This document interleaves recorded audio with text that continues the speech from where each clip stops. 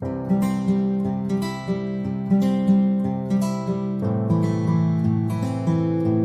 you the solution of the first DPP or the daily practice problem which I gave in the first lecture. Then we'll continue the lecture for the next part, the arc of a circle and various questions. Okay, so for in this lecture I will just tell you the answers of the previous DPP. So let's get started. The first question is the longest chord of the circle. As I told you, a circle has various line segments and a chord joins any two points on the circumference, that is A and B. So the longest chord of the circle is always its diameter. I repeat, it's a diameter because it passes through the center and it connects the two longest points on the circle. Its diameter.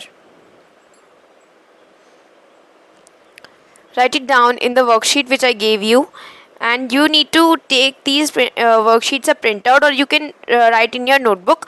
This will help you in your exams. Okay, all the radii of a circle are equal. As I told you, a radii is the distance from the center to the circumference, and it will be always equal whether it's of any point, whether it join any point in the circle. Okay, the next question is the diameter divides the circle into two. Either it can be equal halves or it can be hemicircle. Equal halves. I repeat, it's an equal half.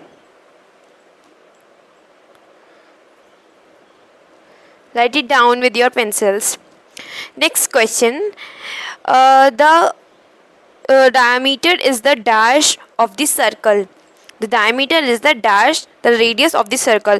As I told you in the previous lecture, the diameter is the double of the radius. Is the double of the radius. Very good.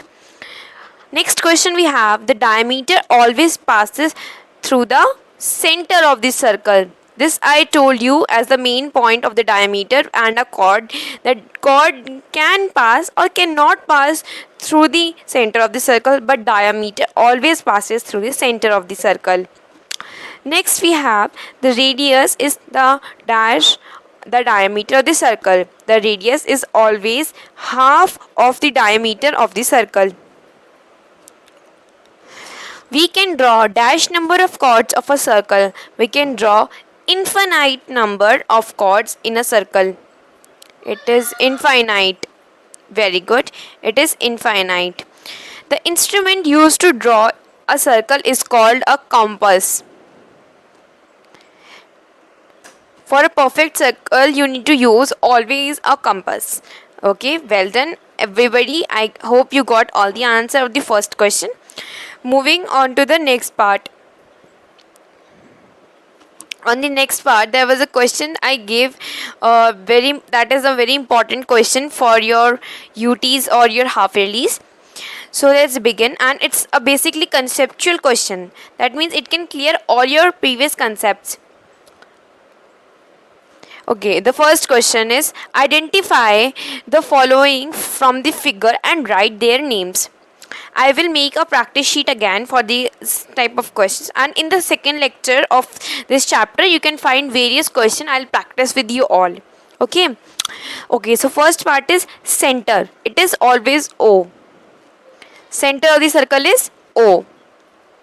Center of the circle is O. ठीक है. Next part पे चलते हैं. Diameter.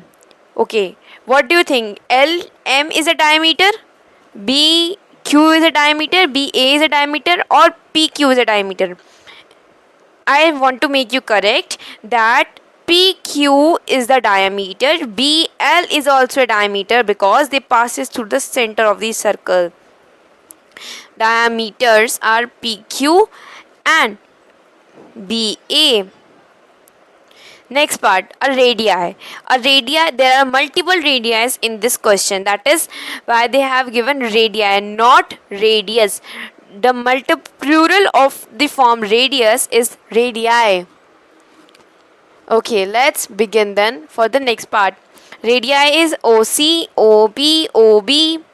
I'll make up with a different color. I repeat, OC, OP, OB, OA, OQ. All are the radii. OC, OP, OB, and various others. Chords. LM is a chord, BA is a chord, PQ is a chord. Okay? LM, BA, and PQ. Very good. Arc I will discuss in the next lecture. Till the time, do all the practice sheets which I give you. It will help you a lot. And try to read your NCERT books. All the best, and if you like the video, put a thumbs up. Thank you so much.